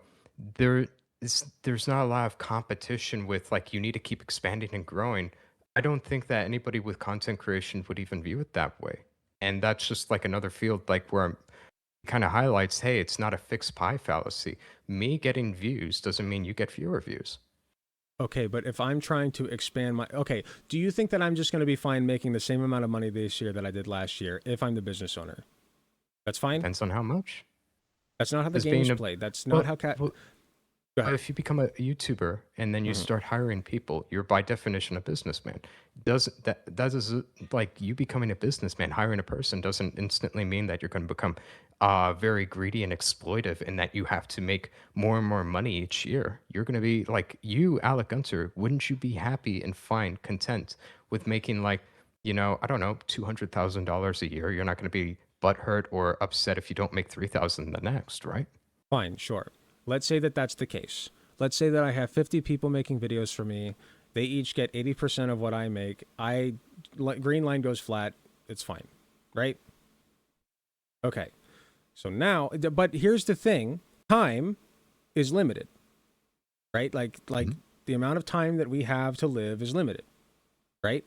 Mhm. So YouTube is in constant competition with Twitch and TikTok and Instagram and every other social media platform all the time. Well, Instagram is owned by Facebook, I think, but you get the point. Like they're all in competition with each other to get your eyes on their content, right? Mhm. And they can do that better if they have more money to spend on more resources to to do studies, to upload more videos, to hire more content creators. Like they are constantly vying for your time because that is the most valuable resource that they have, right? That's how they make their money, is your time. And so they're going to do that with more money. And if they decide that let's say that I start my own like social media platform, I'm the content creator, I have 50 people working for me, right? And I own like AlecGunter.com, right, which I do. But let's just say Mhm. AlecGunter.com becomes like a viable competition for YouTube, right? I'm an up and comer. So Mhm. that means that people are going to come over from YouTube and watch my content on Mhm. AlecGunter.com, right? And YouTube's going to lose money, right? Mhm. They don't want to lose money, right? Mhm. So they have a couple options. One, they can try to partner with me, right? And then we merge. Mhm. It's a merger, right? And we're having a merger right now, I think, between Sony and somebody else. So there's a merger. Two, they can buy me out and just, roll Alec Gunter under the YouTube Mhm. banner. And then that way, any revenue that goes through Alec Gunter just goes back to YouTube anyway, which is now Google, by the way. So this already Mhm. happened with Google and YouTube. Or three, they can bully me out. So now what they're going to do is they're going to spend all their money. Let's say no more ads. Ad free, guys. YouTube is officially ad free for the next year. If you get on, and I run ads because that's more money for me, and I can't stop running ads because I can't afford to stop running ads, right? So, Mhm. ad free, YouTube says, for the next year, and they take a dip for a year in their profit margins and run me out of business. And then what do? They put the ads right back, Well, right? they can't do that. Here's the problem. You're not taking into account the free market. There are a billion other Alec Gunters out there, and they can't do that plan long term. And Oh, here's a they couple sure of things. can. Well, here's a couple. No, there's a couple of problems with that analogy because Okay. I think that it's called shark prices. I forget the exact name. Shark something, but there's a couple of problems with that. One, you framed being sold out as a bad thing. Anybody who's thought about looking into buying a business knows that being bought off by a $1 billion company is a great thing. Like the owner of Twitch, the founder of Twitch, he's living a comfortable like life right now and has nothing to worry about. He sold Twitch. And he doesn't have Understood. anything to worry about now. It's not a bad thing to be bought out. People are praying and hoping to be bought out. Anybody can do that. The problem with everything you're saying is it's not necessarily untrue, but when you account that there's more than just YouTube and AlecGunterTV.com, it becomes impractical. For example, if you're saying that YouTube would stop running ads to become more enticing to other people from the other competition, that's not going to be a long-term successful strategy. I don't think there are even a lot of instances people could record shark prices being an effective thing. That's more of a myth, It economically speaking, than no, anything else. it's happened. Okay, Uber did it to the taxi industry. Did you know that? And what if somebody else just starts up another taxi industry and it's They'll just as do it effective? again. They'll do it again. They have the means to do And that. okay, then why don't people do that? Like, let me ask you real quick. Do you think it would be wrong of me to hire a video editor and I say, hey, you can make the video editing just as good as me? Okay, I make $1,000 per video I post, let's say hypothetically. And I said, you're going to get $20 because you're an Indian. I'm hiring an Indian to do my video editing. Is that wrong of me? Do you make $1,000 and you pay how much to the Indian person to $20 do? to the Indian. $20 to the 20. Indian person to edit a video. That's what? How long? I don't know if that matters. They spend like, I don't know, like I I don't think the details are as important because when you're looking Sure. at these things from a business perspective, it's just a matter of like how much am I making that's counted as profit from a Marxist perspective at their expense. That's Okay, what they focus on. so what you're saying then, right, is ideally this Indian person's $20, right? The Mhm. $20 you pay them is the worth of their editing, right? That's what you're saying. Because of competition. Yep. The Okay. competition drove it down. That's the standard rate for a video editor, $20. That's not y and let's make it even worse for them. They can't survive off of $20, this income. It's full-time position. They cannot survive off of it. Is that wrong of me to pay them that much money?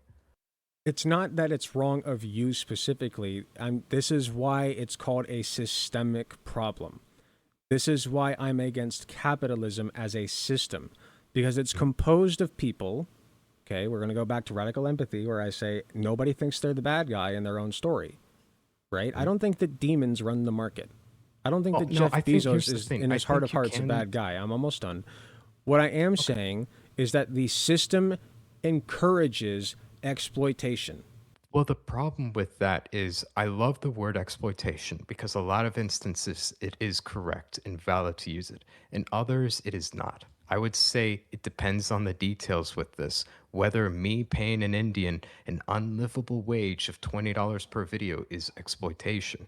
Because here's the thing, why if what what I'm providing at the end of the day is value. For example, I am like if I get to the point that I can make $1,000 per video and I can hire a video editor, I'm my own small little business supplying value to people. I'm Remnant and I can supply value to other people. His work is objectively not worth that much money because he cannot just if logically speaking I'm exploiting him, I'm taking more than I should.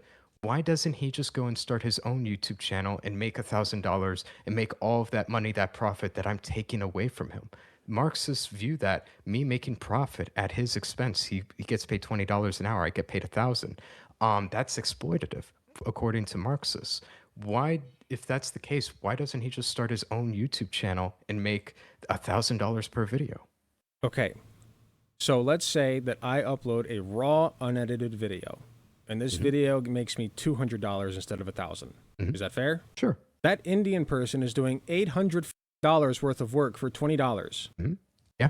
The problem is, though, he cannot get that. It's useless to him unless I decide to even pay him because he can't just decide to go upload a 5 hour long video or whatever or do any of that. He can't. He has no I'm choice, right? because he's incapable of doing it. It's He's not incapable. simply. What do you mean? No, no, no. S- But okay, Mhm. but there you go. He's incapable of that kind of entertainment, right? Yes. Therefore, you exploit him. No, it's not exploiting. What do you mean Yeah, by but exploiting? because he's doing $800 worth of work for you, and you are paying him 20. You are essentially What's the stealing $780 from him. How is that stealing, and what's the definition of exploiting? Exactly that. You take somebody who's No, I'm asking incapable. for a concrete, literal definition. Okay, I'll need to think about this. I guess when I say the word exploiting, in this sense, in the economic sense, what I mean is you are taking work from somebody and paying them less than what the work is actually worth I would because you define it can, as taking because they're at a advantage of. disadvantage. I would say, at least from my own definition of it, is you have a system that's broken and flawed, and you're taking advantage of that at the expense of other people, almost like a game exploit. You have this ability that makes you invulnerable that was not intended, and you're abusing that over other people. That's how I would use exploiting.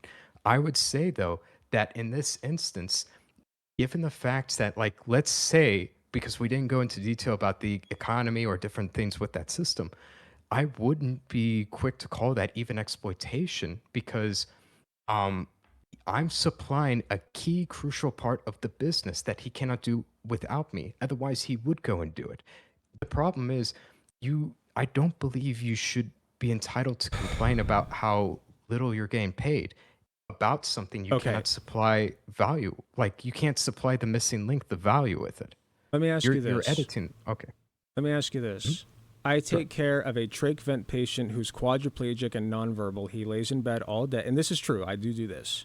Mhm. Okay. Think of like the least amount of power you can possibly have and just put it all into one person. That's the person that I take care of 3 times a week or 4 times a week. Okay? He is quadriplegic, trach vent, can't even breathe on his own. Right? Mhm.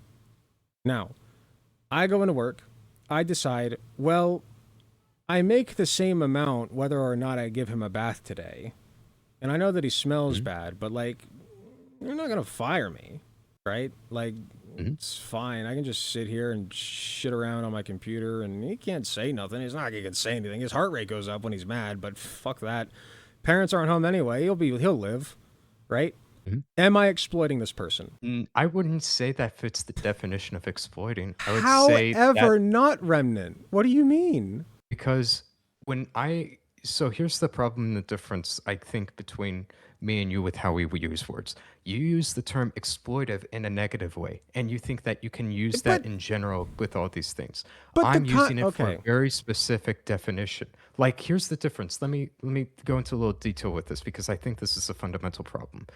If, for example, I said authoritarian left, I would be using it in a negative way.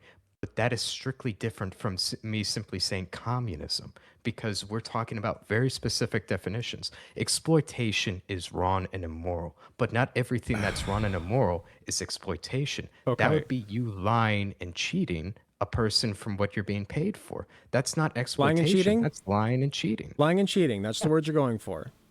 Mhm. Okay, fine. Let's say, what word would you use for what I just described? Let's just ask that. Like me going into It's work, dishonest. So dishonest, you're supposed to give them a bath, but you don't. That right? wouldn't be And exploitation. I'm none the I worse think off you for have it. to. That would be lying, not Fine. exploitation. That would be lying. That would be cheating, and that would be stealing from him. Okay. That's more stealing. He's Yeah. paying for Okay. something that you didn't give him. Fine. Lying, cheating, and stealing. Right. Mhm.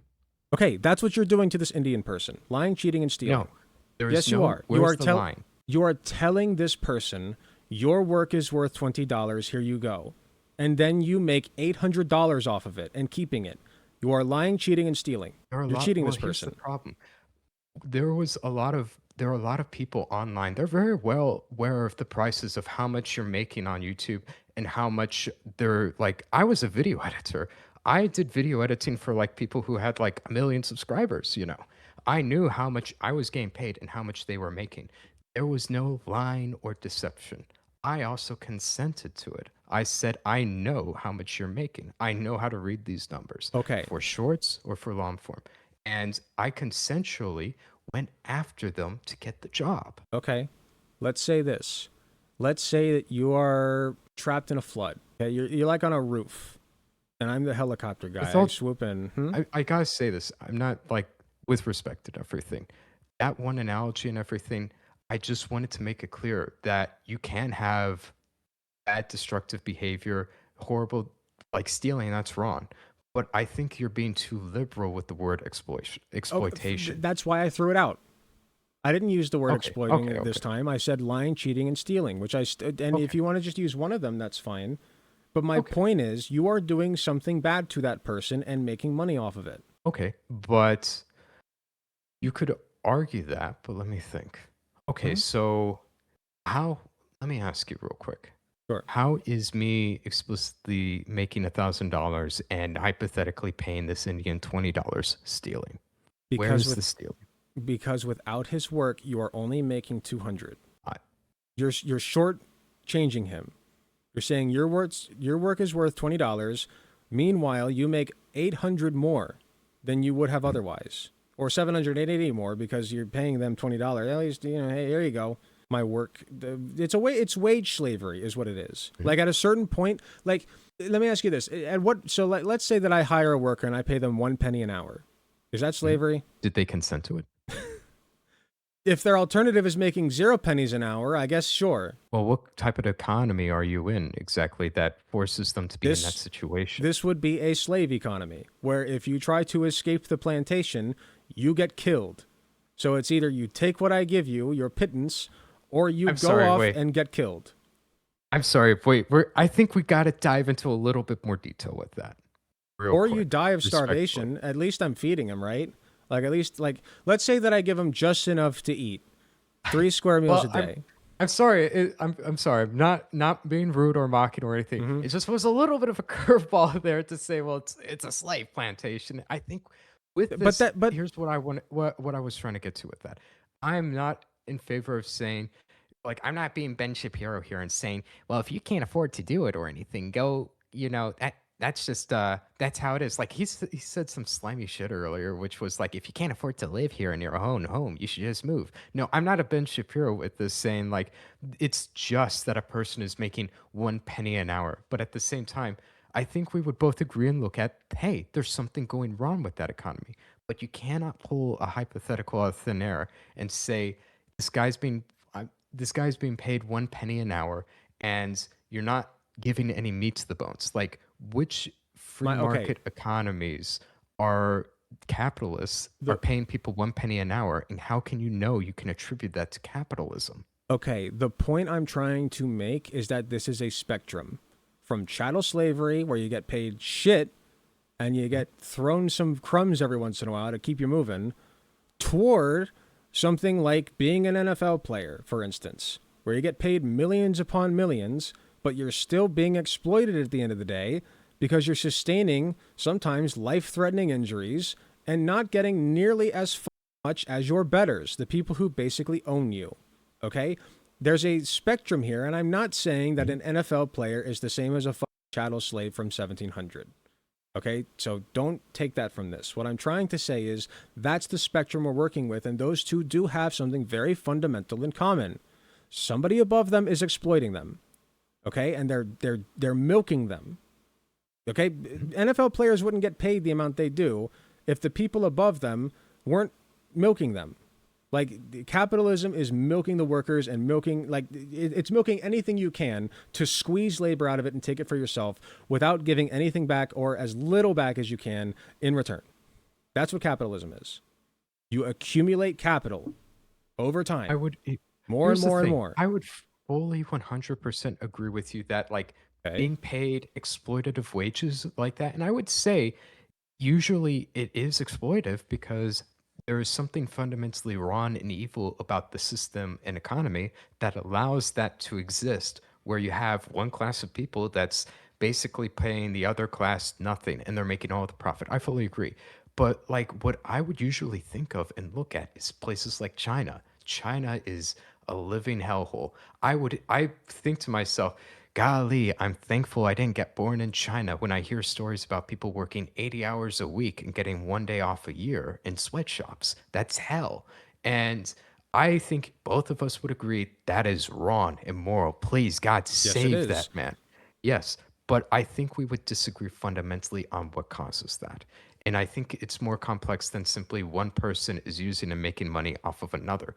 I can think of instances where people in self proclaimed communistic nations did just that. And that relationship is not simply mutual to capitalism.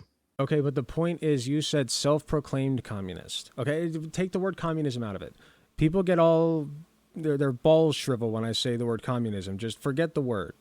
Okay, the Mhm. society, and I'm trying to do this more if you haven't noticed, because we disagreed on exploitation.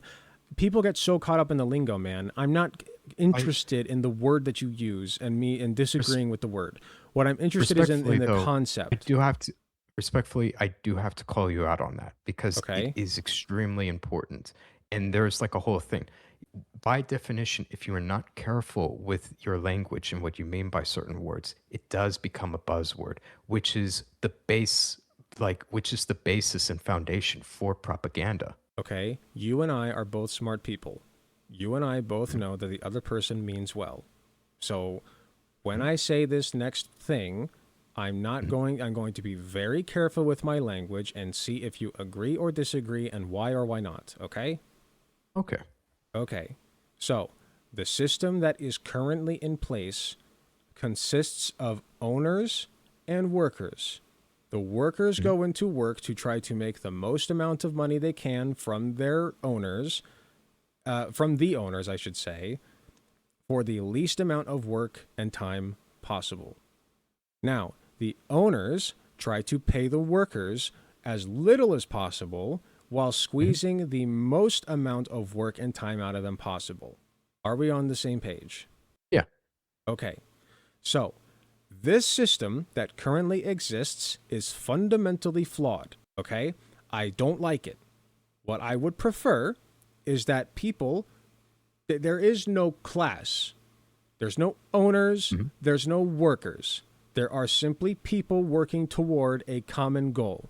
If you have, for instance, this is personal to me, a psychiatric facility where you are trying to help homeless people and addicts recover their lives, that is the focus.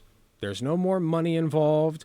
There's no more trying to make increase the profit margin, nothing like that.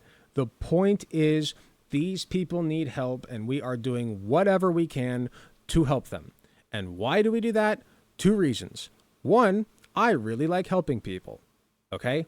I know that sounds corny, but I love being in psychiatry because I get to talk to people and pick apart their brain and try to figure out where the knots are and untangle them. And that helps them improve their lives and live better lives. And that makes me happy.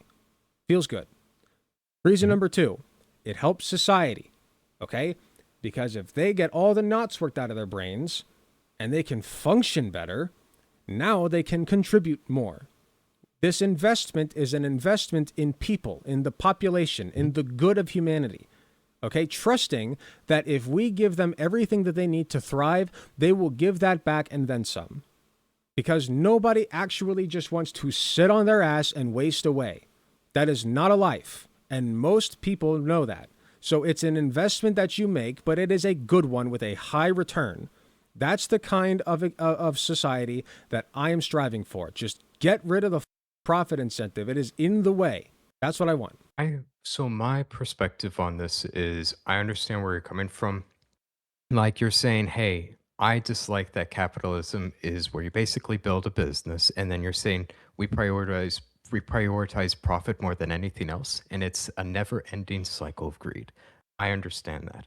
But the problem is I don't believe that will go away anytime soon, which is at its core, it's greed, it's valuing money and self-gain over other people.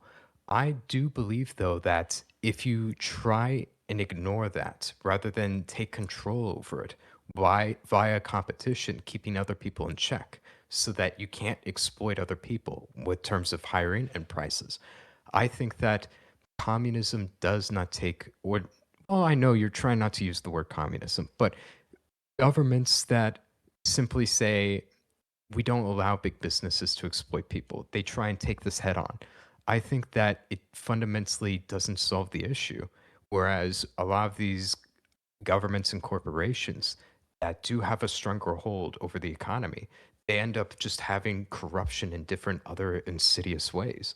Like I would say in China, there's a strong control over the people and the free market. I think it's one of the most accurate you could accurately describe it as fascist more than any other nation out there currently. It is more fascist, not communistic.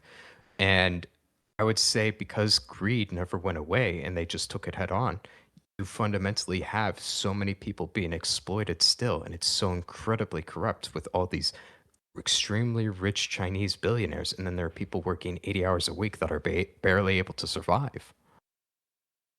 And I would Okay. attribute that to their system.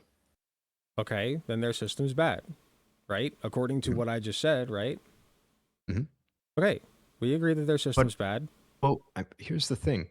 We would have to put a little bit more meat on the bones. Like, hey, what system exactly addresses those problems and I just everything? gave you one. You can call it super capitalism if you want. I don't care. The system that I just gave you solves it. We invest in people. We believe in the good of people and the ability for them to thrive and innovate and create. I mean, the guy who discovered insulin sold the patent for $1. The guy who created the World Wide Web let people have it for free. You can access the internet freely as long as you get a computer. But and I guess you do need internet access from these different companies. But the World Wide Web itself, the guy who created it, wanted there to be free access. Did you know that? Well, here's the thing. Let me ask you a question because I don't know necessarily what you're talking about as much. Like, how would it compare and be different from what we have now? There would be no money. The entire world would be a one. Okay, let me ask you this: you live in a house with other people. You don't have to say Mhm. who. Okay, you live in a house with other people or have in the past. So when you're hungry, what do you do in this house? I go to the kitchen and I eat. Now, what if the entire world were like that? But well, here's the thing. I understand that mentality. The problem is you're not taking into account the differences come with group sizes. Because, for example, I've really thought about communism before a lot. And before when I was younger, I used to be much more of like a Christian communist in that sense, where I thought you could have, if we had a good moral Christian group, we could have just a more communistic nation. And my opinions have changed quite a bit since then. But the problem fundamentally is the bigger and bigger a group becomes, the less and less you can verify a person's identity or history or know who they are. Like, for example, the reason why I'm able to go to the back, get food right now from my parents is because they know me as their son. And they're fine with me going back there and eating. I'm following their rules. I'm not stealing from them. They can also trust me. But if I was not following their rules, if I was not trustworthy, if I was also stealing from them, certainly I would be kicked out and I wouldn't be allowed to even go back there and eat food. Certainly, like I can violate that Certainly? trust. You're sure? Yeah. Oh, certainly. I I've been like so many of my siblings have been kicked out because they didn't do the right things, you know? I know at any time if I'm not living in accordance with what my family values and likes, I could be kicked out and I don't have access to that pantry. I don't have access to the food. And the problem is that doesn't work on a larger scale because my mom and dad can't verify the identity or interests or whether people deserve the food in the pantry in the back with billions of other people or millions or thousands, only for a handful, maybe 10 at most. It's not possible to put that on such a large scale. You need to have like that's why we have the free market right now, which is hey, we don't trust people because I don't know you. My parents only trust me because they know me. But if they didn't, I certainly wouldn't have access to the pantry. If you came to your parents crawling and emaciated on the floor Mhm. and you asked for food, what would they do? They give me food. What if, so is there any exception to this? No. Well, maybe if I try to kill them. If sure, if you say, if you give me food, I will try to kill you. That's the exception, right? No, if I did before.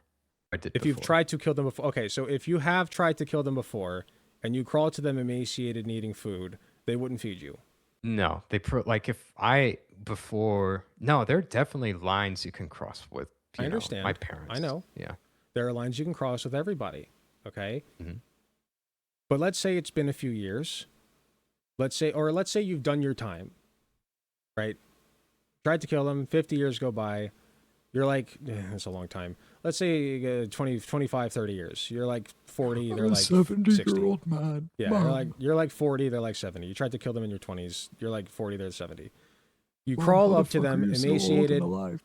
Yeah, you crawl up to them I'm sorry. emaciated. No, you're fine. It's funny. Uh, you're emaciated, starving, whatever. You've done your time. Technically, by legal standards, you're rehabilitated, right? They have no reason to think that you'll try to kill them again, right? Like you're not giving them one. It's been like you're probably a whole different person now, right? Well, I'm sorry. I mean, I'm just What I'm curious trying to like get where at, this man, goes. Mhm. yeah, what I'm trying to get at is unconditional love for one another. Okay, that is what I'm trying to practice and preach from now on. Is I have, and that doesn't mean that I'm a pushover. That doesn't mean that I'm just gonna give shit away because you ask for it. Okay, you got to give me a good reason. But I believe in the fundamental good of humanity. It's inside of you. It's inside of everybody in this chat. It's inside of everybody who watches this on YouTube. Every single person who clicks on this video is fundamentally a good person, even if they don't believe that they are themselves. Okay? And the more people that I can get to believe in that and see that in others and give others the benefit of the doubt and be charitable and be kind, all right? And practice, say it with me, radical empathy, right? The better this world slowly gets. Okay, because what you're telling me, Remnant, is that you do not fundamentally trust in the good of humanity. You don't. Okay? You don't, and that's fine. Okay? But I do. I think that every single person on this planet is a good person deep down. I don't think that there is a single, there might be like one or two exceptions of like truly antisocial, broken, brain broken people. Sure. But the rule is 99.9% of people are fundamentally good. Okay? Like, Mhm. I they have I some would kind of moral fundamentally compass view guiding them. I would fundamentally view people as more complex than that, and I don't think it's that simple, sadly. If I'm getting what you're saying correctly, you're saying, "Hey, I'm not even in favor of just fundamentally advocating for a specific system anymore. It's just, hey, can we change this mentality to where we all prioritize and help each other?" I can understand that mentality, which because for me, I'm not as focused anymore on the economics or the government or the system as much. I'm much more focused on, hey, can we have a good right wing Christian culture? That's my motto. That's how I view it and So everything. let me ask you this, because it's Mhm. been almost 2 hours. We got to end this soon. I get you. I got to It's get my been wife fun. It's down. been good and It is. everything. It's been very fun. I enjoy talking to you. You're a fun guy to I talk enjoy to. talking to you too. So let me ask you this. If Mhm. you could be guaranteed that every single person around you were a, God-fearing Christian with the Mhm. same moral values as you, do you think that communism or whatever system you want to call it, where you live as though the earth is the house and you all live in it, do you think that could work? I would like to think it could, but I fundamentally don't believe it can because, Why at not? least from a Christian perspective, it's when you become saved and you believe in God, it's not that you don't have urges anymore. It's not that you're like complete, like, I guarantee there are a lot of people who have been out there who claim to be Christian and all the rest. And I believe many times they genuinely are. They do horrible things. And I So don't believe that means like we're just going to get to some sort of loving paradise if we were but all simply Christian. you misunderstand me. What I'm Mhm. saying is, in this hypothetical, you have, like, there are people in your life that you know for a fact you can trust, right? Mhm. Okay, just take that. Now, imagine imagine you had that kind of trust in however many people you want to say. Let's say like a community of 100 people. Can you Mhm. envision that? I could envision that more like within 100 people. Okay, right. So you're saying there might be an upper limit to the number of people. I'm not trying to get a gotcha on like, well, what about Mhm. 101 people? My point is, it's possible with a group of people to have that kind of community and that kind of relationship, right? I would agree. I would Okay, agree. good, good. We agree on that, and we can end on that. But the last thing I'm going to say, and then I'll let you respond, is Mhm. I believe in, and this is my project. I believe the entirety of the human population can do that. That's all I have to say. I would say I disagree with that, but at the same time, I do value and like that mission. That's why I agreed to talk to you and all the rest because, like, we fundamentally disagree, but I like and value that mission where you have to, like, humanize people and you're really, like, the polar opposite from what you were before. I value and love that. But it's a little sad with me because I was thinking about that. It's like, damn, this is like it's a fun thing he's doing, but sadly, like I can find myself combating you a lot with these different things. No, I sadly just don't believe in that type of thing. I'm not saying that you should stop doing this thing. I'm very much in favor of you like actually understanding other people and having good conversations and talking and thinking things out. I 100% commend you for that and I 100% agree with you on that. I just disagree on what's possible with this. That's fine. I will say this I know I said I'm already done, but I want to say one more thing. On an individual level, my life has improved substantially. I'm happy for you, man. Everybody around me has noticed the difference in my energy. People think that like there are a couple people online that like I've lost subscribers because they're like, oh my god, you're buddies with a fascist. Well, Oh, poop on oh, them. oh no. Like my point is, the overwhelming majority of the people in my life notice the difference and they commend me for it and they love being around me. So I'm happy I for you. encourage you. Thank you. And I'm not trying to brag. What I'm trying to do is Mhm. show you that even just having this mentality and this belief, it's like a magnet for people. For me, like people just like being around me, you included. Like you have admitted as much. And Mhm. again, I know this sounds conceited, but do you understand what I'm trying to say? Like even just this mentality, like even if you don't really believe in it, if you start acting like you do and just acting like the person across from you does fundamentally believe in good things, even if they're like sitting here yelling and bitching and moaning and whining at you, which happens to me all the time on TikTok debates. Believe me, okay? If you can just withstand that and see the good in them, magic happens. People will do anything for you. Like, positivity radiates to you like a magnet. Okay, like, I don't know if it's crazy. I mean, I'm gonna be honest. I don't think I can do that. If like people are shitting on me, I'm gonna attack back. You But no, gotta. I You can attack back. understand that. But here's the fun part too. I keep extending it. The fun part is the better you get at empathy, the more focused and reliable your attacks become. So if you don't want to do the kindness thing, that's fine. You become better at hurting people too. Like, you know, like I'm very good at exploiting people's insecurities now because I understand them. I don't do it very often, but I can. So, you know. No, I get Just that. I saying. get that. I understand what you mean with that, and I agree with you for the most part with those things. Like Sure. there's some disagreements, but no, I get you. I think this is a fun note to end things on. Honestly, I think so I too. doubt that I can post at least the beginning part. I'd be terrified to post some of the things I said at the beginning part, but I hope to. I don't know what I'm gonna do with this recording. I hope to uh at least have a lot of it on the channel and everything. I think people will love to see like how you change and all the rest. People, I guarantee, are gonna be like, "What the fuck? Why are you talking to this guy with all the videos you made before?" But they're gonna be happy with you. Genuinely, I believe that that's gonna be the case. One day I would love to make a video, maybe soon, about like my spiritual awakening, you could call it. I saw No, into the I get void. you. So, No, I get um, that. you know. But yeah, this I was a think fun this. time, man. Go Yeah. ahead. I was about to say, I think this is a good way to end it and tie the boat on top and everything. And we got a nice Merry Christmas present. Absolutely. And listen, I love you, man. I really do. I think you're a fun guy. Mhm. I can see why you've built up the audience you have. I I congratulate you appreciate for you. that. It was really genuinely fun and everything. Talking to you as well. And I'm gonna be honest. Like earlier, like there were parts where it's like, shoot, I actually am a little cornered here, and I don't know how to respond to some of that. Ah, shoot. Hey, you But know, it was fun it and takes a genuine, big and I hope people enjoy this. Like that's the main goal. I think people are gonna love this conversation. it takes a big pair of balls to admit that, man. You know, and I admit when I'm wrong too. Like, I'm not perfect. I'm learning. I learned from you in this conversation. I learned from everybody.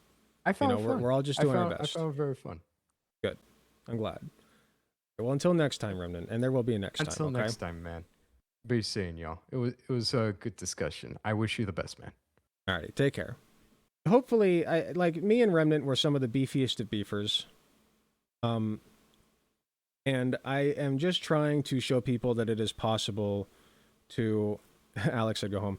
I'm just trying to show people that it is possible to reach out across the aisle and come to at least a couple of agreements with the other side and understand that the other person across from you, like I said, is not fundamentally a bad person. I think that every person deep down, 99.9%, is just doing their best, working toward the most positive outcomes that they possibly can. Hey, LaShawn. And just trying to make it work, you know? Like, I don't see the bad in people anymore. I only see the good. And I think that if more people could just focus on that, you know, you don't got to believe everything that I do. You don't got to be a radical communist, money exterminist. What is it called? A money abolitionist? Yeah. A money abolitionist, gender abolitionist, crazy radical communist. The world is our home. We sing kumbaya, whatever. You don't have to do all that. All you have to do is look at the other person across from you, no matter what they're saying to you, see past the defenses that they are putting up, because every insult that they hurl at you is a defense mechanism. Okay? They're hurting inside, and that's why they're trying to hurt you. And if you can just see that for what it is and look past it and look at the heart of that person, I think that this world would be a much better place. Hi, thanks so much for watching and making it to the end of the video. I just wanted to let you all know that I love and appreciate everybody in my community, whether you can support me financially or just by liking, commenting, and sharing my videos. It helps way more than you know. That being said, I do want to give a very special thanks to my tier 4 subs, which would be Space Timid and Hot Take Andy. And thanks so much to my monetary subscribers from any of the tiered subs, or anybody who gives me money in any form, including going to my Patreon shop, donating money to me directly. It all helps way more than you know. If you do decide to help me financially, you can get some really cool cool perks like early access to content, exclusive access to censored videos, also some really cool badges next to your name. Even if you can't afford a monetary subscription, just watching, sharing, and commenting on my content helps way more than you know. Thanks again, and I will see you all in the next video.